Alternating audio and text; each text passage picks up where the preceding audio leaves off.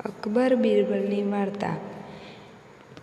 એક વખત અકબરના રાજમાં એક વેપારીને ઘરે મોટી રકમની ચોરી થઈ ગઈ.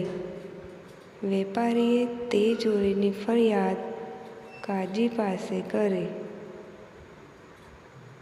પરંતુ ઘણી તપાસ કર્યા પછી પણ ચોરી કોણે કરી છે તે ખબર ન પડી. ત્યારે તે મામલો અકબરના દરબારમાં આવ્યો.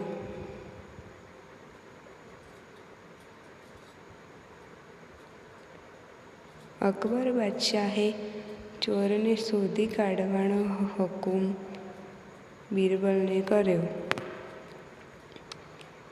બિરબલે તે વેપારીને બોલાવ્યો અને પૂછ્યું, તમને કોઈ પર શક છે? શક હોય તો કહી દેજો, ગભરાતા નહીં. તમને તમારું ચોરાયેલું ધન મળી જશે.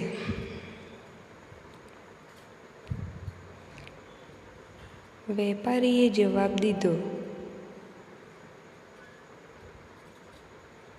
હજૂર, મારો એવો અંદાજ છે કે મારા નોકરોમાંથી કોઈ એકે આ ચોરી કરી છે.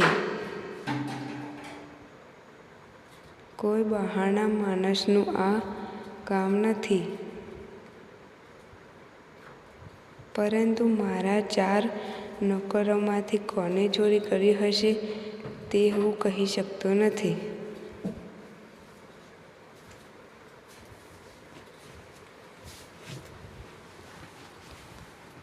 બિરબલે સિપાહીને મોકલી તે વેપારીના નોકરને તેડાવ્યો.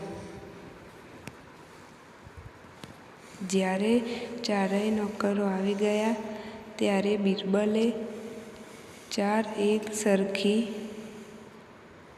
લાંબી લાકડીઓમાંથી એક લાકડી નોકરોને આપી અને કહ્યું, જુઓ, આ જાદુઈ લાકડી તમારે 4ને તમારી પાસે આજ રાત પૂરતી રાખવાની છે. આમ કહી બિરબલે લાકડીઓ ઉપર મંત્ર ફૂંકવાનો ઢોંગ કર્યો. પછી કહ્યું, કાલે સવારે આવીને તમારે 4 જણાએ પોતાની લાકડી મને બતાવવાની છે. જેને ચોરી કરી હશે તેની લાકડી જાદુથી કાલ સવારે 1 વેત લાંબી થઈ જશે, પણ જેણે ચોરી નહીં કરી હોય તેની લાકડી એ જ માપની રહેશે.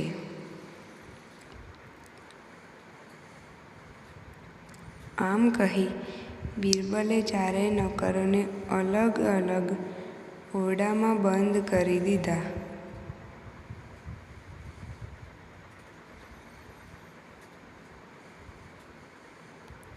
હવે બન્યું એવું કે જે ખરેખર ચોર હતો તેને ઓરડામાં જઈ વિચાર્યું કે ખરેખર મેં ચોરી કરી છે, તેથી મારી લાકડી સવાર સુધીમાં 1 વેત લાંબી થઈ જશે. તો હું આ લાકડીમાંથી 1 વેત અત્યારે જ કાપી નાખું તો સવારે મારી લાકડી લાંબી થશે તો બધા નોકરોની જેવડી જ થઈ જશે.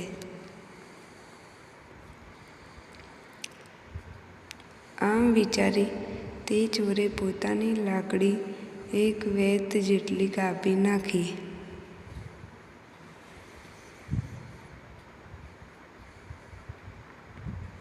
તે લાકડી કંઈ જાદુઈ નહોતી.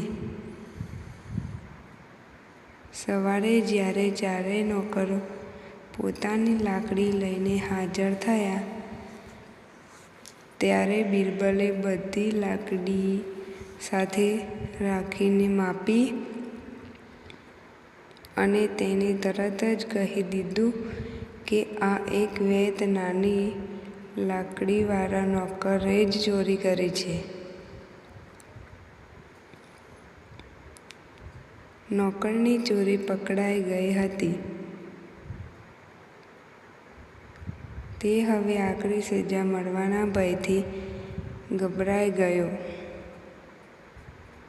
તેણે ચોરીની બધી વાત કબૂલ કરી લીધી. આમ બિરબલની ચતુરાઈને કારણે સાચો ચોર પકડાઈ ગયો અને વેપારીને તેનું ધન પાછું મળી ગયું અને ચોરને સજા થઈ.